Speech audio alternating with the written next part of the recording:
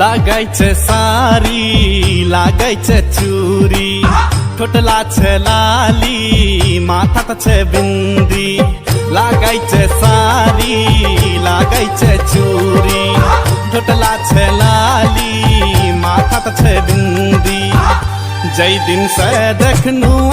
मोर मन ऐ धार गेल जै दिन से देखनु मोर मन ऐ धार गेल हवा लागिल अन आइजा पाठ करिए गे हवा लागिल अन आइजा पाठ करिए गे लागाइछे सारी लागाइछे चूरी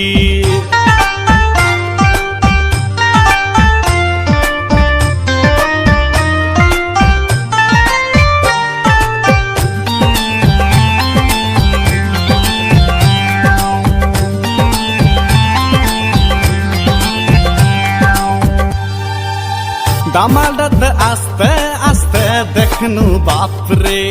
परी होइन कोई ठिनकर वहाँ अप्सरा रे हो